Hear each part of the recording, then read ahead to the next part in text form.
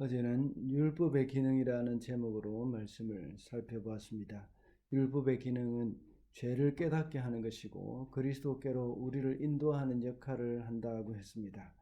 우리는 이제 하나님의 아들로서 새로운 삶을 살게 되었습니다. 이렇게 사도 바울은 율법이 저주이긴 했지만 그것의 기능을 설명하면서 이제 믿음으로 말미암아 그리스도 예수 안에서 하나님의 아들이 되었다고 말씀합니다. 그래서 우리는 모두가 그리스도 안에 있으면 하나라고 했습니다.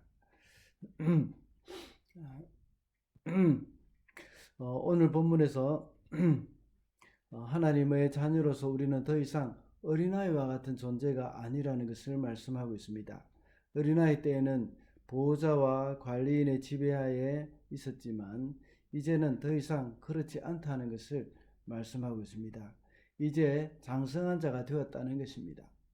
그래서 과거에 개인교사의 지배 아래 있던 것과 같이 율법의 아래 지배 아래 있을 때에 율법의 지배 아래 있을 필요가 없다는 말씀을 하고 있습니다. 이제 온전히 하나님의 자녀로 살아가면 된다는 것을 말씀하고 있습니다. 그래서 오늘은 하나님의 자녀답게 살라는 제목으로 말씀을 살펴보겠습니다. 첫째로 이제 장성한 자가 되었기 때문에 하나님의 자녀답게 살아야 한다는 것입니다. 1절부터 3절 말씀입니다. 내가 또 말합니다. 유업을 이을 사람은 모든 것의 주인이지만 어릴 때는 종과 다름이 없고 아버지가 정해놓은 그때까지는 보호자와 관리인의 지배 아래에 있습니다. 이와 같이 우리도 어릴 때는 세상의 유치한 교훈 아래서 종노릇을 하였습니다. 어제 말씀을 드렸던 것처럼 어린 자녀들은 개인 교사와 같은 보호자와 관리인의 지배 아래 있습니다. 그 자녀들이 장성하게 되면 더 이상 보호자와 이 관리인의 지배 아래 있지 않고 오직 아버지의 아들로서 살게 됩니다. 이와 같이 율법이 바로 개인 교사와 같은 역할을 한다고 했습니다. 그래서 믿음이 오기 전에는 모두가 율법 아래 있었습니다. 마치 어린 자녀들이 하나하나 개인교사 지도하에 있었고 또 어린 개인교사의 가르침을 따라 했고 그와 같이 하나하나 율법 아래 있는 자들도 이 율법의 지배 아래 받게 되어졌던 것입니다. 그러나 성숙한 자녀가 되었을 때는 개인교사의 지도에서 벗어나는 것과 같이 우리 그리스도인들은 율법의 지배 아래에서 벗어났습니다. 이제 우리는 히브리서 5장에서 말씀하는 것과 같이 도의 초보에 있지 않고 장성한 자가 되었습니다. 그러므로 이제는 율법의 종과 같이 살아서는 안 됩니다. 율법의 지배 아래 사는 것이 무엇일까요? 어떤 일이 율법의 지배 아래에서 사는 것인가 하면 지금까지 제가 늘 해왔던 이야기처럼 할례를 받아야 하나님의 백성이 될 수 있다는 그러한 말과 같은 것입니다. 율법주의라는 것은 예를 들면 주일 성수를 하고 헌금을 바치지 않으면 하나님의 심판을 받게 된다는 그런 두려움 때문에 행하는 것입니다. 이것이 바로 율법주의 신앙입니다. 그러나 하나님의 자녀다운 삶은 어떤 것입니까? 마음의 변화가 일어난 사람들입니다. 하나님이 좋아서 예배하게 되고 우리 마음속에 하나님을 사랑하는 마음으로 행하는 것입니다. 이것이 바로 장성한 자의 행동입니다. 둘째로 성령이 우리 속에 있기 때문에 하나님의 자녀답게 살아야 합니다. 6절의 말씀입니다. 그런데 여러분은 자녀이므로 하나님께서 그 아들의 영을 우리의 마음에 보내주셔서 우리가 하나님을 아빠 아버지라고 부를 수 있게 하셨습니다. 사도 바울은 우리가 하나님의 자녀라는 사실을 어떻게 증명하고 있습니까? 그것은 아들의 영을 우리 마음에 보내주셔서 우리가 하나님을 아빠 아버지라고 부를 수 있게 되었다고 말씀합니다. 여기서 말하는 아들의 영은 바로 성령을 의미하는 것입니다. 성령을 인하여 하나님과 우리는 아버지와 자녀의 관계가 된 것입니다. 로마서 8장 15절의 말씀을 보면 너희는 다시 무서워하는 종의 영을 받지 아니하고 양자의 영을 받았으므로 우리가 아빠 아버지라 부르짖느니라 라고 말씀하셨습니다. 무서워하는 종의 영을 받지 않았다고 말씀하고 있는데 종의 영은 무서워한다는 말씀입니다. 앞서 말씀드렸던 것처럼 하나님의 심판이 무서워서 주일 성수를 하고 헌금을 하는 것이 바로 그것이 종의 영을 갖고 있기 때문입니다. 그러나 우리 속에 아들의 영이 있기 때문에 하나님을 사랑하는 마음으로 섬기고 봉사하고 예배를 합니다.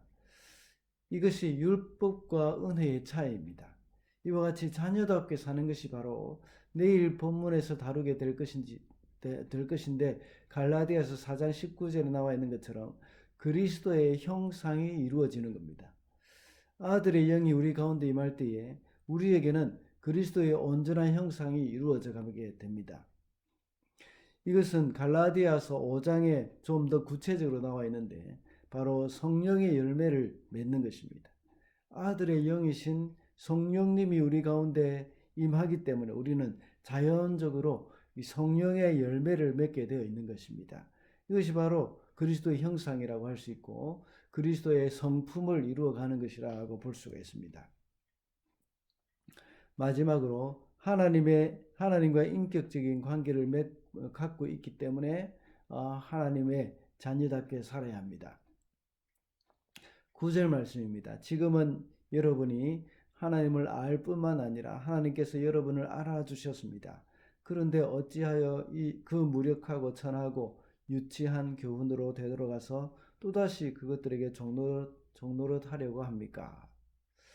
오늘 본문 말씀에 이 갈라디아 성도들이 하나님을 알 뿐만 아니라 하나님도 역시 갈라디아 성도들을 알아주셨다고 말씀합니다. 이것은 분명한 인격적인 교제가 일어났다는 것입니다. 보통 유명한 연예인이나 정치가들과 같이 알려진 사람들은 아는 것과 그 사람들과 아는 것과 우리의 관계가 다른 것입니다. 요즘은 오징어 게임으로 인해서 영화배우 이정재 씨가 많이 알려졌습니다.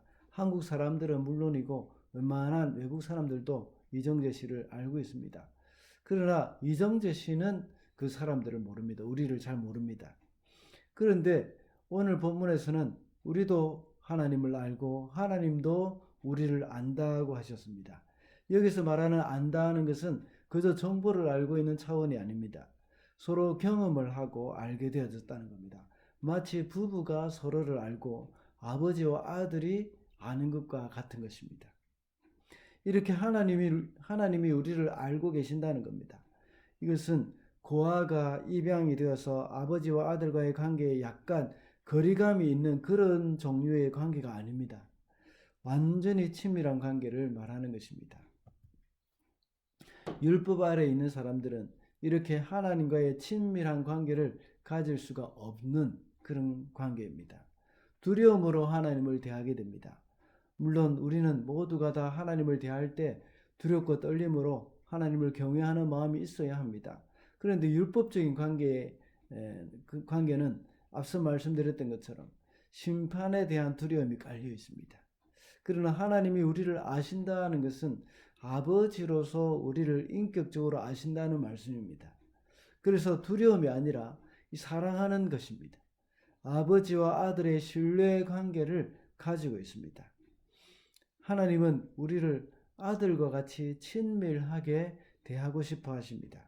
그런데 아직도 우리가 율법주의에 빠져서 하나님을 멀리하고 하나님의 심판이 두려워서 기쁨 없이 의무감으로 대한다면 하나님이 얼마나 마음이 아프겠습니까?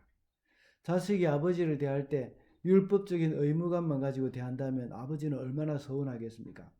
아버지와 만나는 시간이 언제 끝나나 싶어서 시간만 쳐다본다면 정말 서운할 것입니다.